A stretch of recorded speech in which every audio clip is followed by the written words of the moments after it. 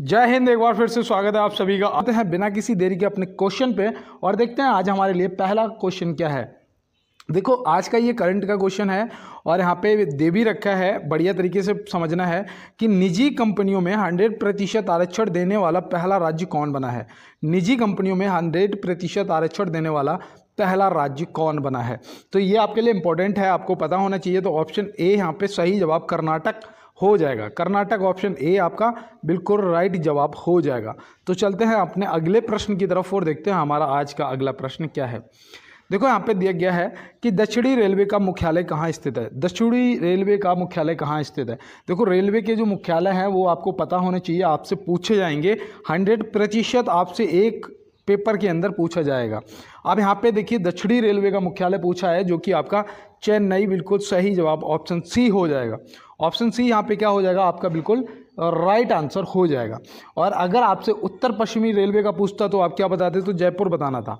उत्तर पश्चिमी रेलवे का जो है वो आपको जयपुर बताना है, ये आप याद रखना। और दक्षिण मध्य रेलवे का अगर पूछेगा तो दक्षिण मध्य रेलवे का आपका सिकंदराबाद हो जाएगा। दक्षिणी मध्य रेलवे का जो है वो आपका सिकंदराबाद हो जाएगा।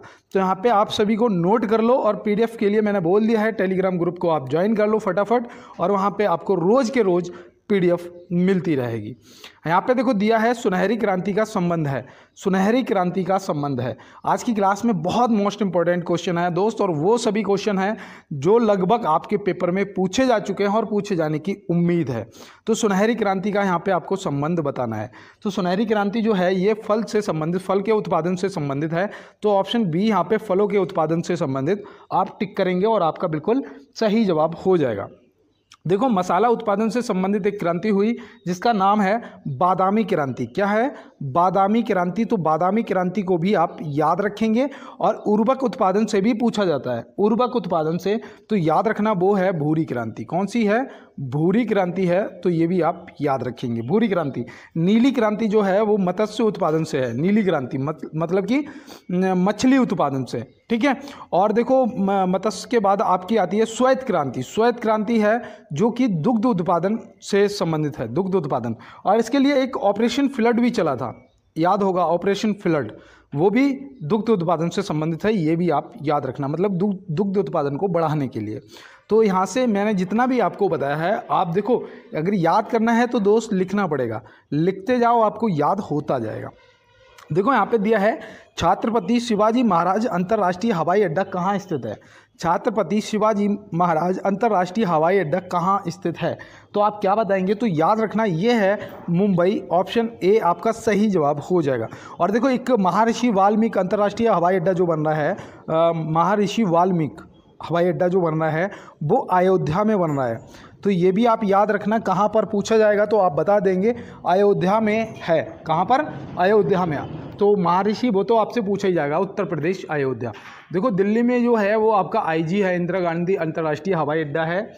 और कोलकाता में कौन सा है, तो कोलकाता में याद रखना सुभाष चंद्र बोस अंतर्राष्ट्रीय हवाई अड्डा आपका कोलकाता में है।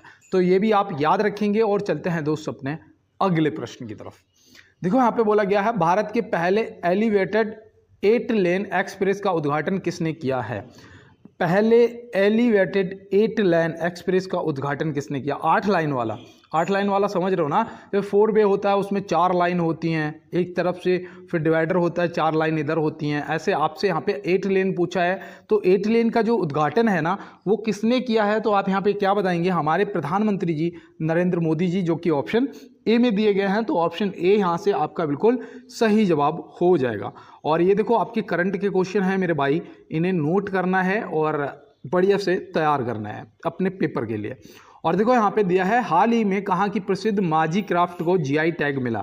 तो कहाँ की प्रसिद्ध माझी क्राफ्ट को GI टैग मिला, तो ये आप बताइएगा, ये आपके लिए मोस्ट इंपॉर्टेंट। देखो GI टैग से एक प्रश्न पूछा जाएगा, GI टैग से एक प्रश्न पूछा जाएगा, तो आप यहाँ पे क्या बताएंगे, तो याद रखना वो हो जाएगा आपका मथुरा, जो कि ऑप्शन ए में दिया गया। तो ऑप्शन ए यहाँ पे बिल्कुल सही जवाब हो जाएगा। वाराणसी याद होगा आपको, कौन सी, तिरंगा बर्फी और बनारस का पान, इन दोनों को जीआई टैग मिला है ना, ये भी आप याद रखना। तिरंगा बर्फ़ी और ये साथ में आपका पान और ये माझी क्राफ्ट मथुरा, ये सब आपको याद रखने हैं दोस्त। और पहला मैंने बताया था, सबसे पहला जो जीआई टैग था वो किसे मिला था? दार्जिलिंग चाय को मिला था ना, कल की क्लास या परसों की क्लास में मैंने आपको बताया भी था। और देखो यहाँ पे दिया है, भारत का पेरिस किसको कहा जाता है? भारत का पेरिस किसको कहा जाता है? तो ये आपको पता होना चाहिए। तो भारत का जो पेरिस है ना, ये प्रश्न पूछा भी जा चुका है आपके आरपीएफ के पेपर में, याद रखना। जयपुर को बोला जाता है, किसे? जयपुर को। जयपुर को पिंक सिटी भी बोला जाता है ना, गुलाबी शहर। तो गुलाबी शहर और ये भारत का पेरिस आपका जयपुर हो जाएगा। और डायमंड हार्बर किसे बोला जाता है? डायमंड हार्बर। तो डायमंड हार्बर जो है ये कोलकाता को पूछा जाता है। डायमंड हार्बर किसको बोला जाता है? कोलकाता को बोला जाता है। और देखो दक्षिण का कश्मीर किसे बोलते हैं बताओ? दक्षिण का कश्मीर किसे बोलते हैं? तो ये बोलते हैं केरल को, दक्षिण का कश्मीर। और प्रश्न का सही जवाब ऑप्शन ए जयपुर हो जाएगा।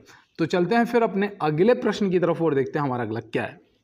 देखो यहाँ पे बोला है, दिन और रात कहाँ बराबर होते हैं? मैंने कल आपको बताया था कि दिन और रात कैसे होते हैं, मतलब किस कारण होते हैं, और ऋतुएं किस कारण होती हैं पृथ्वी पर, ये पूरा मैंने आपको बताया था। आज यहाँ पे पूछ दिया है, दिन और रात कहाँ बराबर होते हैं? तो विषुवत रेखा पर होते हैं। कहाँ होते हैं? विषुवत रेखा पर। तो यहाँ पे ऑप्शन ए आपका सही जवाब हो जाएगा। आपको भूमध्य रेखा भी लिखा हुआ मिल सकता है, वो भी याद रखना। और ऑप्शन में अगर विषुवत रेखा देगा, क्योंकि ये थोड़ा टाइट करेगा क्वेश्चन को, तो विषुवत रेखा दे देगा। तो आपको ये याद रखना है। और जो मैंने आपको बताया था कि जो ऋतुएं हैं ना, वो परिक्रमण के कारण होती हैं। ऋतुएं जो पृथ्वी पर होती हैं वो परिक्रमण और अपने अक्ष पर झुका हुआ, ठीक है, तो परिक्रमण के कारण होती हैं। और दिन और रात जो होते हैं वो घूर्ण विधि के द्वारा होते हैं। जो घूर्ण की वजह से दिन और रात होते हैं। तो ये आप याद रखेंगे। और चलते हैं दोस्त अपने अगले प्रश्न की तरफ। देखो यहाँ पे दिया है, सौर कैलेंडर में कितनी राशि चक्र का उल्लेख है? सौर कैलेंडर में कितनी राशि चक्रों का उल्लेख है? हर किसी की नाम का एक राशि होता है, जैसे कि मेरा शिवम है तो मेरा कुंभ है, ठीक है। तो ऐसे हर किसी की राशि होती है ना। तो ये राशि जो है, ये पूछा गया है कि सौर कैलेंडर में कितनी राशि चक्रों का उल्लेख है। तो कितनी राशियाँ होती हैं आपको यहाँ पे बताना है। तो याद रखना, यहाँ पे आपका सही जवाब ऑप्शन बी हो जाएगा, 12 हो जाएगा आपके बिल्कुल सही जवाब। और चलते हैं दोस्त अपने अगले प्रश्न की तरफ और देखते हैं हमारा अगला क्या है। देखो यहाँ पे दिया गया है 30 मिनट के अंदर क्लास को खत्म करना है, आज ये टारगेट है। देखो यहाँ पे दिया गया है, चंद्रगुप्त मौर्य का उत्तराधिकारी कौन था? चंद्रगुप्त मौर्य का उत्तराधिकारी कौन था? तो चंद्रगुप्त मौर्य का जो उत्तराधिकारी था, देखो बिंदुसार और बिंबिसार, इन दोनों में थोड़ा सा कंफ्यूज हो जाते हैं हम लोग। तो याद रखना वो था बिंदुसार। कौन था? Bindusara, option A. चंद्रगुप्त का पोता कौन था? तो वो था अशोक। चंद्रगुप्त का पोता कौन था? तो वो था अशोक। और उत्तराधिकारी कौन था? तो वो था बिंदुसार। ये आपको याद रहेगा ना। और मौर्य वंश की स्थापना जो है चंद्रगुप्त मौर्य ने की थी, नंद वंश को समाप्त करने के बाद। तो ये भी आप याद रखेंगे। तो चलते हैं अपने अगले प्रश्न पे। देखो ये आपके करंट का क्वेश्चन है, ठीक है, 2023 के करंट का पूछ लिया है कि स्पेनिश ग्रैंड प्रिक्स 2023 किसने जीता है? स्पेनिश ग्रैंड प्रिक्स 2023 किसने जीता है? तो ये आप क्या बताएंगे? तो यहाँ पे आपका सही जवाब मैक्स वर्स्टेपन हो जाएगा, जो कि ऑप्शन ए में दिया गया है। तो मैक्स वर्स्टेपन आप याद रखेंगे। और चलते हैं दोस्त अपने अगले प्रश्न की तरफ। अंग्रेजी नाम भी ऐसे हैं जो लेने में बहुत ही दिक्कत होती है यार। और देखो यहाँ पे प्रश्न दिया गया है कि विश्व प्रसिद्ध माजुली उत्सव कहाँ मनाया जाता है? विश्व प्रसिद्ध माजुली उत्सव जो है वो कहाँ मनाया जाता है? तो आप यहाँ पे क्या बताएंगे? यहाँ पे आपका जो सही जवाब है आपने कर दिया होगा कमेंट बॉक्स में। और यहाँ पे सही जवाब आपका ऑप्शन बी असम हो जाएगा। क्या हो जाएगा? ऑप्शन बी असम आपका बिल्कुल सही जवाब हो जाएगा। तो याद रखेंगे ये। और चलते हैं अगले प्रश्न की। और दुनिया का सबसे बड़ा माजुली द्वीप है, ये भी याद रखना। देखो यहाँ पे दिया गया है, न्यूटन मीटर मात्रक है। न्यूटन मीटर जो है ये किसका मात्रक है? मात्रक से संबंधित प्रश्न आते हैं और मैं आपको रोज एक क्लास में एक मात्रक जरूर बताता हूँ। तो याद रखना, न्यूटन मीटर जो है ये ऊर्जा का मात्रक है। ऊर्जा मतलब ऑप्शन बी यहाँ पे आपका बिल्कुल सही जवाब हो जाएगा। तो ये आपको याद रखना और ऑप्शन बी आपका सही जवाब है। और चलते हैं अपने अगले प्रश्न की तरफ। देखो यहाँ पे दिया गया है कि दूध से क्रीम निकालने पर क्या होता है, घनत्व बढ़ता है दूध का या घनत्व घटता है या समान रहता है या इनमें से कोई नहीं। तो याद रखना, दूध से क्रीम जब निकाल लोगे तो दूध का जो घनत्व है वो बढ़ जाता है। तो यहाँ पे याद रखना ऑप्शन ए आपका सही जवाब हो जाएगा कि घनत्व बढ़ता है। घनत्व क्या होता है, दूध का बढ़ता है। और अब केंद्रीय बल जो होता है ना उसके उसी विधि से निकाला जाता है ना, तो ये याद रखना। देखो यहाँ पे दिया गया है कि पृथ्वी के गुरुत्वाकर्षण का कितना भाग चंद्रमा के गुरुत्वाकर्षण के सबसे नज़दीक है।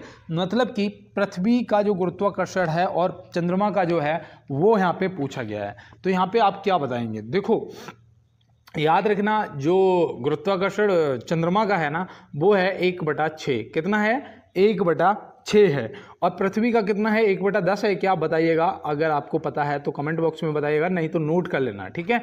और यहाँ पे चंद्रमा का जो है वो 1/6 है, मतलब कि कम है, ठीक है। ये आप याद रखेंगे। चंद्रमा पे आपने देखा होगा कि क्या होता है, जो वीडियो वगैरह देखते हैं हम लोग, उतरते हैं तो वो जो वहाँ पे सर्च के लिए जाते हैं वो क्या होता है, तो उल्टे रहते हैं ना, ऐसे आपने देखा होगा। तो याद रखना वहाँ पे गुरुत्वाकर्षण जो है वो कम है। देखो यहाँ पे दिया है, जब एक चल वस्तु की गति दुगनी हो जाती है तो उसकी गतिज ऊर्जा होगी। उसकी गतिज ऊर्जा क्या होगी, ये आपके आरआरबी में पूछा हुआ क्वेश्चन है, ग्रुप डी का। और ये देखो रेलवे में क्वेश्चन जो है वो रिपीट होते रहते हैं।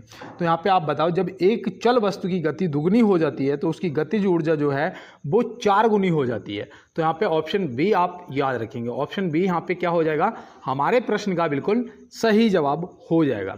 और चलते हैं दोस्त अपने अगले प्रश्न की तरफ। तो यार एक बार सपोर्ट कर दीजिएगा थोड़ा सा, यार क्लास को लाइक कर दीजिएगा। और देखो लाइक वाला बटन दबाते हुए मुझे पता चल जाता है कि मुझे किस किस ने लाइक किया है। और साथ में यार देखो सब्सक्राइब जरूर कर लेना, सब्सक्राइब कर लेना चैनल को, ताकि आपको रोज़ 50 क्वेश्चन आने वाले मिलते रहेंगे। और बेल आइकन को जरूर दबा देना। और साथ में थोड़ा यार इस क्लास को यार वायरल कराओ, दोस्तों के साथ में यार थोड़ा सा शेयर करो। आप लोग शेयर नहीं कर रहे हो, ये चीज़ देखो मुझे यार थोड़ा सा डीमोटिवेट करती है। और देखो यहाँ पे दिया है कि रैंगलर का ब्रांड एम्बेसडर किसे नियुक्त किया है। कल मैंने स्टार स्पोर्ट का बताया था, किसे किया था, ऋषभ पंत को किया था। आज यहाँ पे रैंगलर का ब्रांड एम्बेसडर पूछा है, किसे नियुक्त किया गया है। तो आप यहाँ पे क्या बताएंगे, ये आपकी करंट के क्वेश्चन है दोस्त। अब यहाँ पे आपका जो सही जवाब है वो हो जाएगा स्मृति मंधाना। स्मृति मंधाना ये क्या क्रिकेट से संबंधित है ना, बताइएगा। स्मृति मंधाना जो है ये क्रिकेट से संबंधित है। तो चलते हैं अपने अगले प्रश्न की तरफ। देखो यहाँ पे दिया गया है कि हार्ट्ज क्या मापने की यूनिट है। हार्ट्ज जो है वो क्या मापने की यूनिट है, तो इनमें से आप क्या बताएंगे। तो यहाँ पे आपका देखो फंस चुके हो, अगर नहीं पता है तो आप फंस चुके हो, अगर पता है तो आप तुरंत बता देंगे कि तरंगों की आवृत्ति, जो कि ऑप्शन ए में दिया गया है। कितनी तरंगों की आवृत्ति, जो कि ऑप्शन ए में दिया गया। और आपको पता है देखो यहाँ पे क्या होता है, जो मनुष्य द्वारा सुनी जा सकती है आवाज़ वो कितने हर्ट्ज से कितने हर्ट्ज तक होती है। देखो 20 हर्ट्ज से कितनी होती है, 20,000 तक। कितनी होती है, 20, इकाई, दहाई, सैकड़ा, हज़ार, 10,000। तो 20,000 हर्ट्ज तक मनुष्य जो है वो सुन सकता है। और देखो जो नहीं सुन सकता है वो 20,000 से ऊपर होती हैं, जिन्हें बोलते हैं प्राश्रव्य तरंगें बोलते हैं ना, ऐसे याद रखना, ठीक है। और चलते हैं दोस्त अपने अगले प्रश्न की तरफ। 20,000 से ऊपर की नहीं सुन सकते हो, 20 से 20,000 तक सुन सकता है आदमी। देखो यहाँ पे दिया है, भारत में रेडियो प्रसारण का प्रारंभ किस वर्ष हुआ। देखो यहाँ पे पढ़ने में हिंदी यही गड़बड़ हो जाता है, प्रसारण बोल रहा हूँ, प्रसारण का। तो यहाँ पे देखो रेडियो में प्रसारण का प्रारंभ किस वर्ष में हुआ। तो भारत में याद रखना ये हुआ था 1927 में। कब हुआ था, 1927 में। तो ये आप याद रखना। उसके बाद ये जो ऑल इंडिया रेडियो इसका नाम हुआ था वो हुआ था 1937 में। क्या हुआ था, ऑल इंडिया रेडियो, ठीक है। अब पूछा जा सकता है कि इसका नाम जो ऑल इंडिया रेडियो कब हुआ था, तो याद रखना 1937 में हुआ था। और इसे आकाशवाणी कहते हैं ना, सुना होगा, हम आकाशवाणी बरेली के केंद्र से बोल रहे हैं, हेलो फरमाइश पे आपका स्वागत है। तो ये जो आकाशवाणी है ना, इसका नाम 1957 में हुआ। क्या, आकाशवाणी। तो याद रहेगा ना आकाशवाणी। और ये देखो ये कहाँ से, ये शायद पहली बार मुंबई से हुआ था। कहाँ से, मुंबई से हुआ था ना 1927 में। तो ये आप याद रखेंगे। देखो ये आपके लिए मोस्ट इंपॉर्टेंट चीज़ें हैं। और चलते हैं अपने अगले प्रश्न की तरफ। देखो यहाँ पे दिया है कि जैन सूत्र में कितनी लिपियों का उल्लेख है। जैन सूत्र में कितनी लिपियों का उल्लेख है, तो यहाँ पे आप क्या बताएंगे। तो देखो यार थोड़ा सा यार शेयर कर दो, थोड़ा सा यार सब्सक्राइब कर दो, थोड़ा सा यार सपोर्ट कर दो, क्योंकि ताकि यार लाइव क्लास वो जल्दी आ पाए। यार मैंने फ़ोन नहीं ले पाया, अब मैं आपसे क्या कहूँ यार, आप लोग यार थोड़ा सा सपोर्ट कर दो और यार, तो एक नया फ़ोन आ जाएगा दोस्त, सच बता रहा हूँ। और नया फ़ोन आने का मतलब है लाइव क्लास, और साथ में आपको बेहतर रोज़ लाइव क्लास फिक्स टाइम पे, और साथ में क्या मिलेगा, पीडीएफ भी। ठीक है, पीडीएफ तो आज भी मिलती है और फिर भी मिलेगी। तो जैन सूत्र में कितनी लिपियों का उल्लेख है, ये प्रश्न पूछा जा चुका है आपके आरआरबी में। तो यहाँ पे आप क्या लगाएंगे सही जवाब, तो याद रखना है 18, जो कि ऑप्शन सी में दिया गया। तो 18 आपको याद रहेगा ना। तो चलते हैं फिर अपने अगले प्रश्न की तरफ। देखो यहाँ दिया है, किस केंद्र शासित प्रदेश में जनसंख्या का घनत्व सबसे अधिक है। किस केंद्र शासित प्रदेश में जनसंख्या का जो घनत्व है वो सबसे अधिक है। तो यहाँ पे आप क्या बताएंगे, तो याद रखना यहाँ पे जो आपका सही जवाब है वो हो जाएगा दिल्ली। क्या हो जाएगा, दिल्ली। तो देखो पहले नंबर पर दिल्ली आता है, दूसरे पे आपका चंडीगढ़ आता है, और तीसरे पे आपका पुडुचेरी आता है। तो यहाँ पे ये चीज़ को याद रखना, पहले पे दिल्ली, दूसरे पे चंडीगढ़ और तीसरे पे पुडुचेरी। तो ये आप याद रखेंगे। और चलते हैं दोस्त अपने अगले प्रश्न की तरफ। देखिए यहाँ पे पूछा है, भारत में राजनीतिक दलों को मान्यता किसके द्वारा दी जाती है। भारत में राजनीतिक दलों को मान्यता जो है वो किसके द्वारा दी जाती है। तो आप यहाँ पे क्या बताएंगे, तो यहाँ पे आपका जो सही जवाब है वो हो जाएगा चुनाव आयोग, जो कि ऑप्शन सी में दिया गया है। तो चुनाव आयोग हो जाएगा आपका बिल्कुल सही जवाब। भारत के पहले चुनाव आयोग कौन थे, ये भी प्रश्न पूछा जाता है। तो आप क्या बताएंगे, सुकुमार सेन। सुकुमार सेन आप याद रखेंगे। ठीक है, और अभी कौन है, अभी क्या राजीव कुमार जी हैं, बताइएगा कमेंट बॉक्स में। और वर्तमान पूछ रहा हूँ अभी। ठीक है, और चल रहे हैं अपने अगले प्रश्न की तरफ। तो कहाँ दिया है, भारत के किस राज्य में दुनिया की सबसे लंबी ट्विन लैंड टनल का उद्घाटन किया गया है। भारत में किस राज्य में दुनिया की सबसे लंबी ट्विन लैंड टनल का उद्घाटन किया गया है। तो ये प्रश्न आपके लिए करंट का और देखो इम्पॉर्टेंट भी है, क्योंकि दुनिया का है और ट्विन लैंड टनल है। तो आपको यहाँ पे बताना है कि कहाँ पर किया गया है। तो यहाँ पे आपका जो सही जवाब है वो होना चाहिए अरुणाचल प्रदेश, जो कि भारत का सबसे पूर्वी राज्य है। भारत का सबसे पूर्वी राज्य आपका अरुणाचल प्रदेश है, जहाँ पर ये किया गया है। तो ये भी देखो याद रखना है। और चलते हैं दोस्त अपने अगले प्रश्न की तरफ और देखते हैं हमारा अगला क्या है। देखो यहाँ पे दिया है, नवोदय विद्यालय में दाखिला किस कक्षा में होता है। नवोदय विद्यालय में दाखिला किस कक्षा में होता है। ये भी आरआरबी के पेपर में पूछा गया था, और मैं ये सोच रहा था कि बताओ इतने सरल क्वेश्चन पूछ लिए जाते हैं, और उसमें ऑप्शन 9 भी नहीं दिया था, उसमें सिर्फ छठी दिया था, 5 दिया था और 7 दिया था। तो वहाँ पे सही जवाब आपका 6वीं हो गया। लेकिन आपको मैं बता दूं कि नवोदय विद्यालय में 8वीं और 9वीं, तो सॉरी 6वीं और 9वीं, ठीक है, दोनों क्लासों में होता है। तो यहाँ से ऑप्शन सी आपका बिल्कुल सही जवाब, ए और बी दोनों होना चाहिए। ठीक है, तो इसको देखो आप याद रखेंगे। हो सकता है कि 6वीं की जगह 9वीं दे दे, तो आप बिल्कुल सही करके आएंगे। देखो यहाँ पे दिया है, भारतीय पुरातत्व सर्वेक्षण संस्थान की स्थापना कब की गई थी। भारतीय पुरातत्व सर्वेक्षण संस्थान की जो स्थापना है वो कब की गई थी। तो आप यहाँ पे क्या बताएंगे अपना सही जवाब। तो याद रखना ये की गई थी 1861 में। कब की गई थी, 1861 में। ऑप्शन सी यहाँ पे आपके प्रश्न का बिल्कुल राइट आंसर हो जाएगा। और चलते हैं दोस्त अपने अगले प्रश्न की तरफ। देखो यहाँ पे दिया है, गोलमेज सम्मेलन कहाँ आयोजित किए गए थे। कितने हुए थे, देखो गोलमेज सम्मेलन 3 हुए थे। ये कहाँ आयोजित किए गए थे। तो यहाँ पे देखो कहाँ दे दिया है, तो कहाँ तो बताएंगे, लेकिन यहाँ पे ये भी बताना है कि कब से कब तक किए गए थे। तो देखो प्रश्न का जवाब तो आपका लंदन हो जाएगा। क्या हो जाएगा, लंदन हो जाएगा। ठीक है, प्रश्न का आंसर जो है वो हो जाएगा आपका लंदन। आपको याद रहेगा ना कब से कब किए गए थे। तो ये 1930 से 1932 तक चले थे, जो कि यहाँ पे ऑप्शन बी में दिए गए हैं। तो 1930 से 1932 तक हुए थे, टोटल 3 हुए थे। याद रखना इस चीज़ को। और तीनों में भाग लेने वाले कौन थे बताओ। क्या भीमराव डॉक्टर अंबेडकर जी थे, और महात्मा गांधी जी ने क्या एक में भाग लिया था। बताइए, महात्मा गांधी जी ने क्या एक गोलमेज सम्मेलन में भाग लिया था, और तीनों में लेने वाले कौन थे। डॉक्टर भीमराव अंबेडकर जी थे। ये आप मुझे कमेंट बॉक्स में जरूर बताएंगे। और देखो यहाँ पे दिया है कि उत्तरी वियतनाम एवं दक्षिणी वियतनाम के बीच सीमा रेखा है। उत्तरी वियतनाम और दक्षिणी वियतनाम के बीच सीमा रेखा है, कौन सी है, 17वीं, 38वीं या फिर 39वीं। तो यहाँ पे आपका जो सही जवाब है वो क्या होगा, तो याद रखना वो है 17वीं। कौन सी है, 17वीं। आप कहोगे भैया ये 38वीं किसके किसके बीच में है। 38वीं जो है वो किसके किसके बीच में है, तो आप क्या बताएंगे। तो याद रखना वो है उत्तर कोरिया और दक्षिण कोरिया। और देखो 49वीं जो समांतर रेखा है ये भी आप याद रखना, ये किसके किसके बीच में है। तो ये अमेरिका और कनाडा के बीच में है। अमेरिका और कर्नाटक है। और देखो भारत और पाक के बीच में, देखो भारत और पाकिस्तान के बीच में कौन सी है, तो याद रखना वो आपकी रेड क्लिफ रेखा है, ठीक है। और भारत और चीन के बीच में कौन सी सीमा रेखा है, तो वो है मैकमोहन सीमा रेखा। और पाकिस्तान और अफ़गानिस्तान या अफ़गानिस्तान और भारत, इनमें दोनों में से कोई भी पूछेगा तो याद रखना वो है डूरंड रेखा। कौन सी है, डूरंड रेखा। तो यहाँ से देखो ये रेखाएं आपसे पूछी जा सकती हैं। और चलते हैं अपने अगले प्रश्न की तरफ। होती है मैराथन क्या है, फिर लाइव चलेगी, ठीक है। और देखो ज़्यादा से ज़्यादा यार चैनल को सब्सक्राइब कर लेना यार। और देखो आज चलते हैं अपने प्रश्न पे। यहाँ पे दिया है कि किस तापमान पर सेंटीग्रेड और फ़ारेनहाइट का मान एक समान होते हैं। तो याद रखना ये प्रश्न इंपॉर्टेंट है और 1000 बार पूछा जा चुका है हर पेपर में ज़्यादातर। तो याद रखना -40 डिग्री, -40 डिग्री सेल्सियस जो है ये सेंटीग्रेड और फ़ारेनहाइट का मान जो है वो एक समान होता है -40 डिग्री पे। तो ये आप याद रखेंगे। और चलते हैं दोस्तों अपने अगले प्रश्न की तरफ। -40 पता है आपको, लद्दाख में पहुंच जाता है ना, जो भी भाई फौजी बनेंगे उन्हें पता होगा।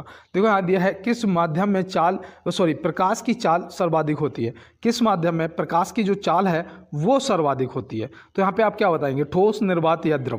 तो यहाँ पे देखो ये प्रश्न भी इंपॉर्टेंट है और कई बार मेरे कई दोस्त इसमें बहक जाते हैं, सही जवाब नहीं कर पाते। तो याद रखना वो निर्वात हो जाएगा। ऑप्शन बी आपका बिल्कुल सही जवाब होगा।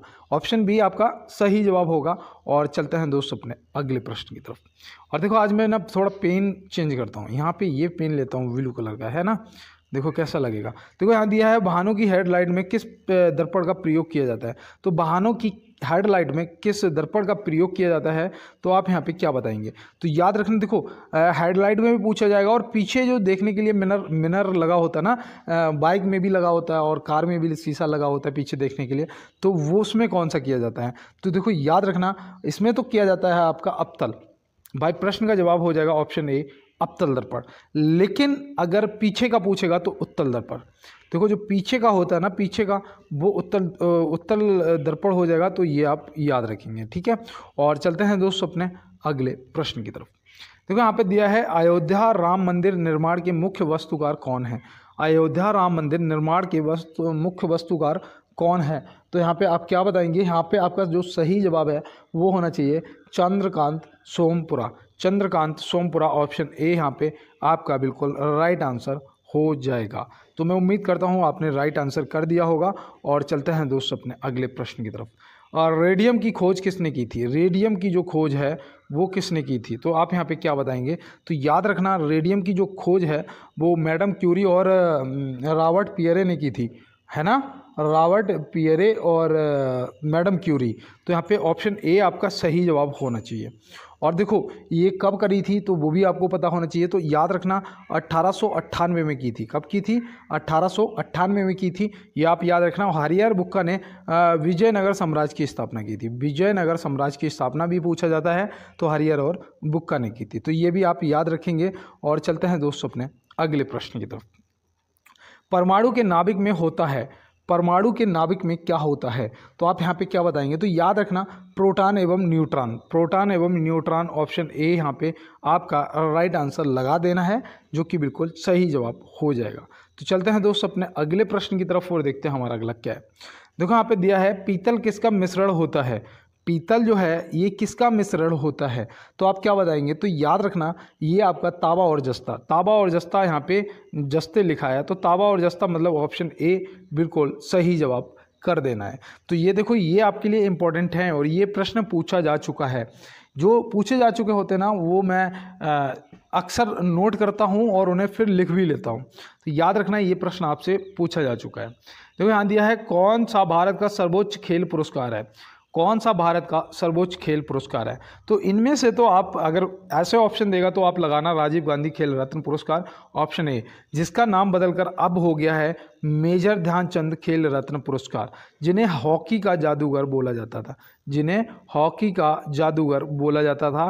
तो ये भी आप याद रखेंगे, जिसका नाम अब मेजर ध्यानचंद खेल रत्न पुरस्कार हो गया, जो कि पहले राजीव गांधी खेल रत्न पुरस्कार था। और अर्जुन पुरस्कार जो है ये विशेष खिलाड़ियों को दिया जाता है, ये भी आप याद रखेंगे। और द्रोणाचार्य अवार्ड जो है ये कोच जो होते हैं ना, कोच होते हैं उन्हें दिया जाता है। जो कोच गुरु होते हैं ना, जो आपको सिखाते हैं, उन्हें ये अवार्ड दिया जाता है, तभी तो। और देखो यहाँ पे दिया है अष्टाध्यायी पुस्तक के लेखक कौन है। अष्टाध्यायी पुस्तक के लेखक कौन है, तो आप यहाँ पे क्या बताएंगे, तो आपका सही जवाब जो है वो होना चाहिए पाणिनि। पाणिनि सही जवाब हो जाएगा। और ये पता किससे संबंधित थी, तो ये थी व्याकरण से संबंधित थी। किससे, व्याकरण से संबंधित थी, ये व्याकरण से संबंधित पुस्तक थी। तो ये आप याद रखेंगे। और वाणभट्ट जी से हर्षचरित को आप याद रखेंगे, हर्षचरित को, तो हर प्रश्न का जवाब तो पाणिनि हो जाएगा। और वाणभट्ट जी से हर्षचरित की रचना की थी इन्होंने, तो ये भी राजा हर्ष की जीवनी लिखी थी। और चाणक्य जी से याद रखना, इन्होंने अर्थशास्त्र की रचना की थी, जिसमें बताया गया था कि राज्य और राज्य का राजा कैसा होना चाहिए, राजनीति से संबंधित थी। देखो तो दिया है कौन सा अनुच्छेद वित्त आयोग से संबंधित है, कौन सा अनुच्छेद है जो वित्त आयोग से संबंधित है। तो याद रखना, देखो मैंने कहा ना आपसे अनुच्छेद पूछे जाएंगे, तो याद रखना वो होता है अनुच्छेद 280, जो कि ऑप्शन बी में दिया गया।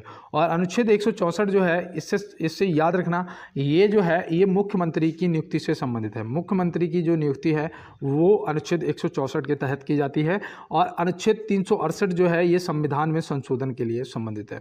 संविधान में जो संशोधन है वो अनुच्छेद 368 के तहत किए जाते हैं। तो ये भी आप याद रखेंगे दोस्त, आपसे पूछा जा सकता है। और चलते हैं दोस्त अपने अगले प्रश्न की तरफ और देखते हैं हमारा अगला क्या है। देखो यहाँ पे बोला गया है हाल ही में भारत में पर्यावरण स्थिति रिपोर्ट 2024 कहाँ से जारी किया गया है। देखो वैसे तो कौन करता है, वैसे अमेरिका करता है ना भाई, अमेरिका करता है। देखो इसमें पूछा गया है कि हाल ही में भारत में पर्यावरण स्थिति रिपोर्ट को 2024 को कहाँ से जारी किया गया, तो ये राजस्थान से किया गया था। कहाँ से किया गया था, राजस्थान से किया गया था। और अमेरिका से जो हुआ था उसमें कितने 180 देश होते हैं, 180 देश में भारत जो है ये कितने 176वें नंबर पे आता है, 176वें नंबर पर पर्यावरण के मामले में शायद आता है। ठीक है, तो ये मैं क्लियर बता रहा हूँ ना, देखो एक्स्ट्रा बता रहा हूँ, हो सकता है मेरे दिमाग से उतर गया हो, लेकिन मैं कंफर्म बता रहा हूँ। एक बार आप भी मुझे कंफर्म कराएंगे कमेंट बॉक्स में। और देखो यहाँ पे दिया है किस राज्य में उकई बहुउद्देशीय नदी घाटी परियोजना स्थित है। किस राज्य में उकई बहुउद्देशीय नदी घाटी परियोजना स्थित है, तो यहाँ पे आपका जो सही जवाब है वो क्या होगा, तो याद रखना वो आपका हो जाएगा गुजरात, जो कि ऑप्शन ए में दिया गया। तो ऑप्शन ए गुजरात आप याद रखेंगे। और चलते हैं दोस्त अगले प्रश्न की तरफ। देखो यहाँ पे दिया है एफिल टावर कहाँ स्थित है। एफिल टावर जो है ये कहाँ स्थित है, तो ये आपको याद होना चाहिए। ये तो बहुत ही पुराना क्वेश्चन है कि ये पेरिस में है। कहाँ, पेरिस में स्थित है, तो ये आप याद रखेंगे। और ये देखो इसका निर्माण अगर पूछा जाएगा कि कब हुआ था, तो आप क्या बताओगे, बताओ। तो याद रखना 1887 से 1889 तक हुआ था। ठीक है, 1887 से 1889 तक। और इसके जो डिजाइनकार थे वो पता कौन थे, वो थे सर गुस्ताव एफेल।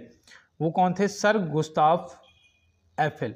देखो एफिल टावर मतलब एफिल याद रखोगे ना, नाम भी नहीं भूलोगे, गुस्ताव एफिल। ठीक है, तो यहाँ से देखो ये आपका प्रश्न आज कंप्लीट होता है। और चलते हैं अपने अगले प्रश्न की तरफ। देखो यहाँ पे दिया है कार्बेट नेशनल पार्क किस जिले में स्थित है। कार्बेट नेशनल पार्क किस जिले में स्थित है। वैसे तो आप तुरंत बता देते हो कि भैया उत्तराखंड में है, लेकिन यहाँ पे अगर जिला पूछ देगा तो आप क्या बताओगे, बताओ। तो याद रखना ये नैनीताल में है। कहाँ है, नैनीताल में।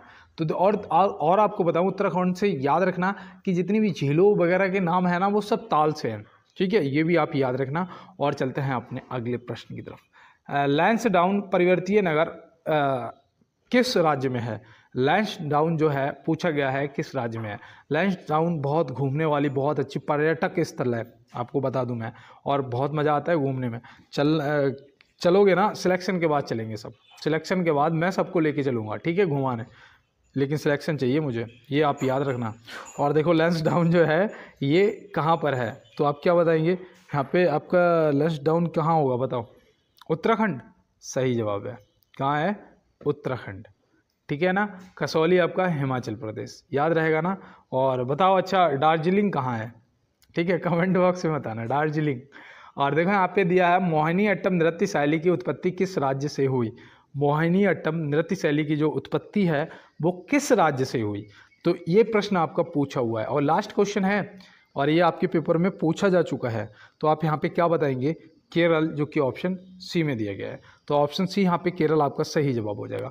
असम याद रखना, असम से आपका बिहू सबसे ज़्यादा पूछा जाता है, बिहू। तो बिहू आपका असम से संबंधित है और कथक जो है ये आपका उत्तर प्रदेश से संबंधित है। तो ये आप याद रखेंगे।